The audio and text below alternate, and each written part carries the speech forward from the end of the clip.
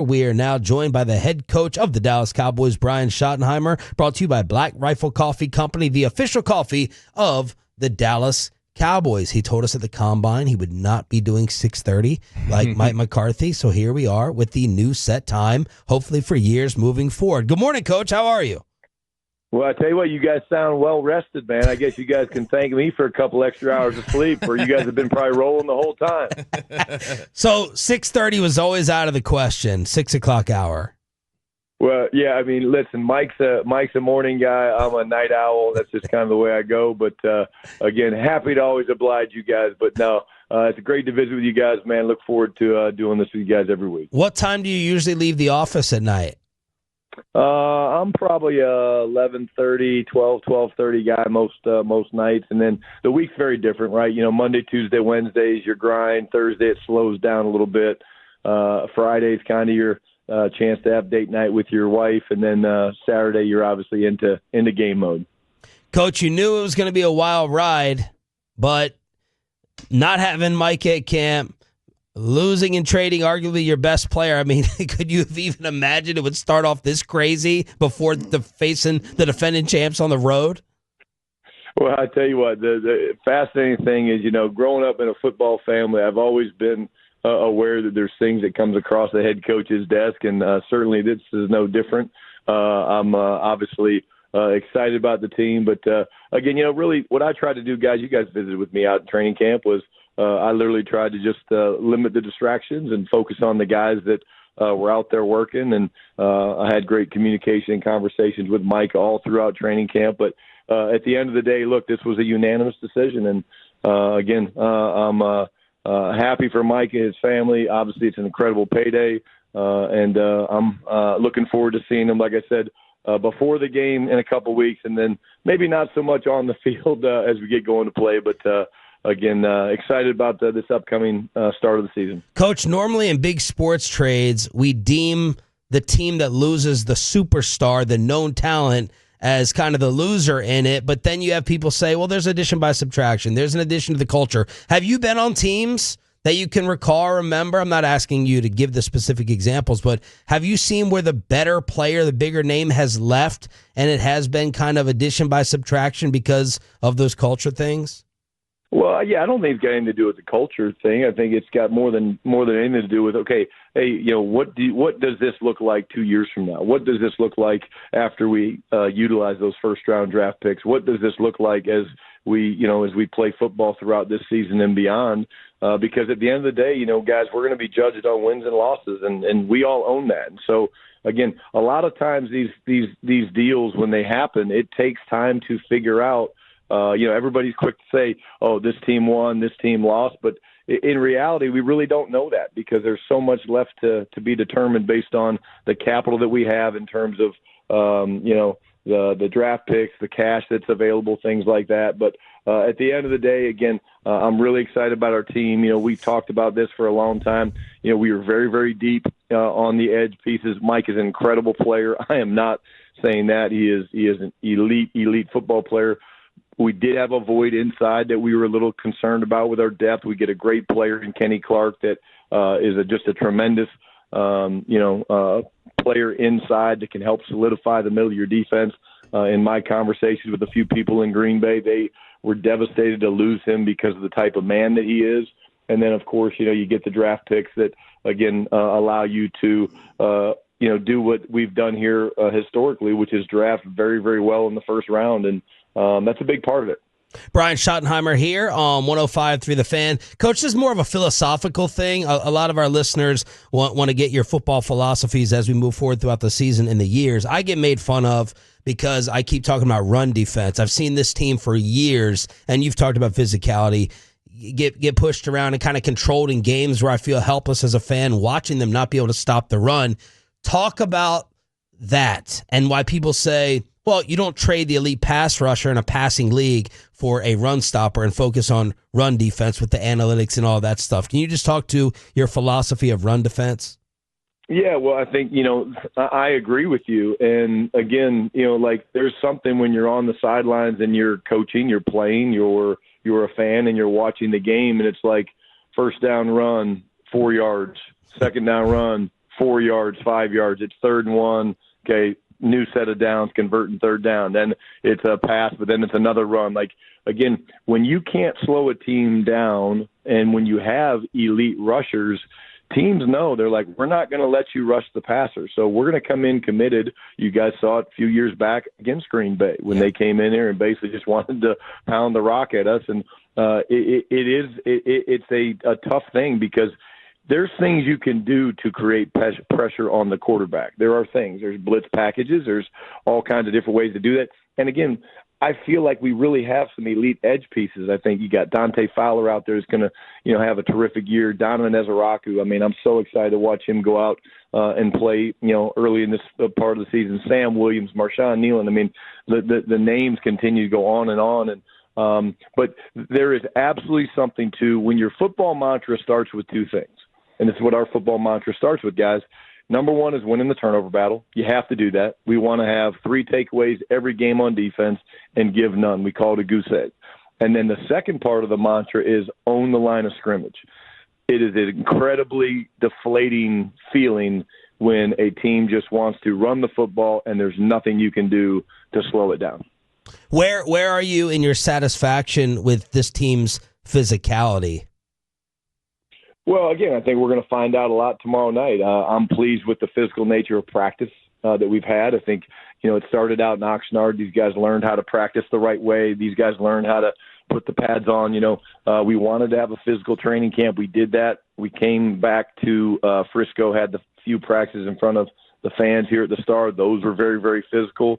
So my point is, I think, I feel like we're prepared to go into battle. I feel like we're prepared to go in and play a very, very good football team that is very physical like we are. And we'll find out a lot come Thursday night. But, at the end of the day, guys, I just told our guys this, I don't want our guys going into this matchup and being like, oh, we're playing the Eagles, defending champions, and I'm going to try super hard, and you just wait to see what I do. We don't want that, man. Hey, it's just another championship opportunity. Play free, fly around, enjoy flying around on the football field with your brother hitting somebody else, and that's kind of the way we're approaching this game. And honestly, you don't get extra credit for beating Philadelphia in Philadelphia on prime time than you do beating the Giants at noon at home in AT&T Stadium a week from now. So, again, that's something that's really important to me is each game is just another championship opportunity. That way, when we get to the huge stage of the playoffs and the Super Bowl, hey, guys, we've been here before. Coach, you sounded pretty optimistic yesterday about the progress Tyler Guyton and Trayvon Diggs were making.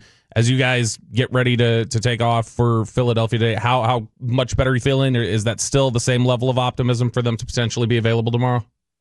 Yeah, I think so. Again, we'll find out. We had good meetings last night with the training staff. I think both guys are trending in the right direction. We're through our physical work, guys. Like the way we do it. Wednesday's a padded practice. Generally, Thursday we're in shells. Friday we run around in helmets, but we're still running. And then today is truly a walkthrough. Today is okay. Let's recreate the entire week. Just kind of hit some of the last minute situational things that we need to get done. But the physical aspect of our deal ends on Friday in terms of now it's about getting their minds right, getting them relaxed, and then getting their bodies feeling great, getting ready to go into a game. Coach, what's your philosophy on 4th downs in terms of going for it versus kicking?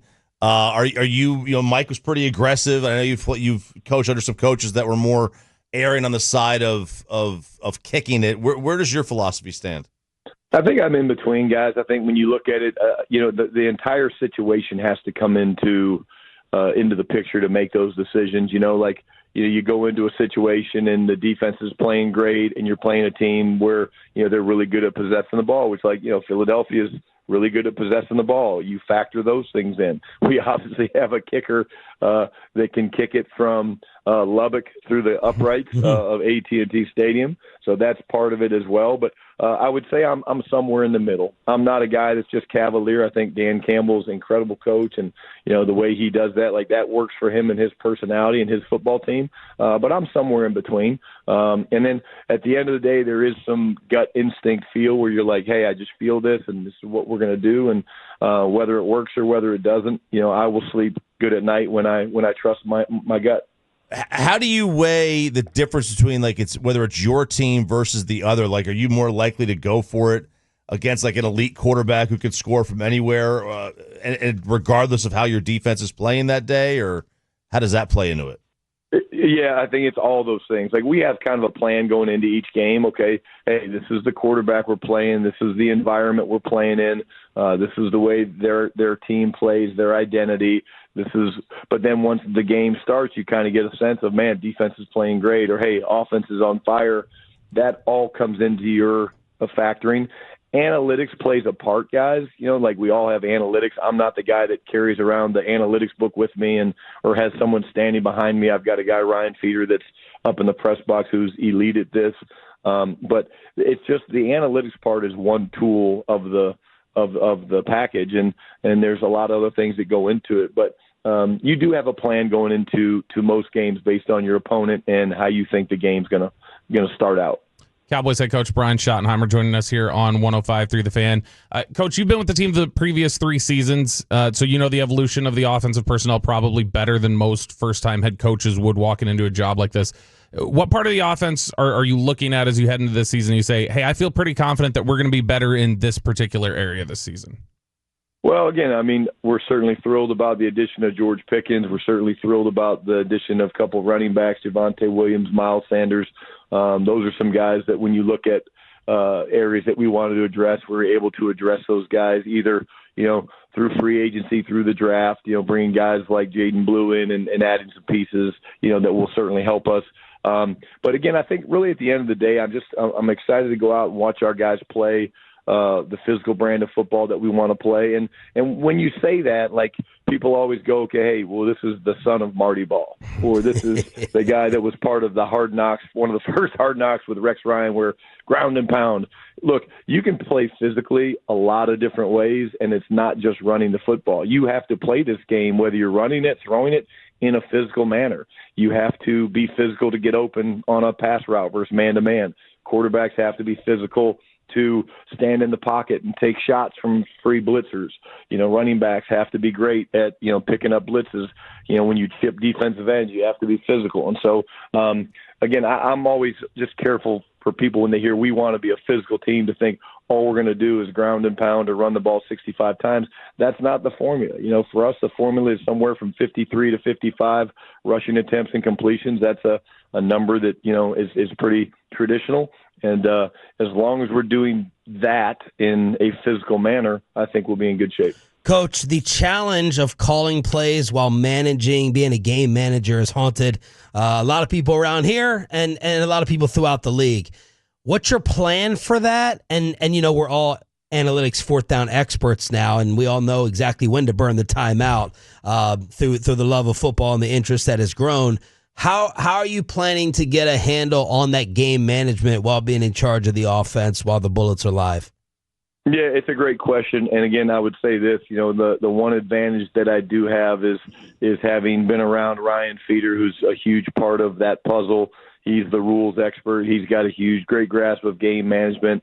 I've been listening to Ryan's voice now for going on 4 years. And actually, when Ryan was on defense a couple of years back, I was a consultant working with Dan Quinn and those guys really more on defense. And so Ryan and I've been hearing his voice for a long time. And hey, here's the deal. At the end of the day, when you're in this position, there are certain things that you have to allocate to other people. And, again, I don't have to put together the adjustments on the sidelines for the offense all by myself. I've got an incredible offensive staff. Matt Eberflus is a former head coach. He's a great, sounding board for me. Nick Sorensen's a guy, a special teams coordinator that I've been around going back to Seattle, and he and I have been in the foxhole a lot together. And so it's truly using your resources, trusting your people, and then at the end of the day, knowing that, again, at the end of the day, it's going to come down to you listening to the people and then making a decision.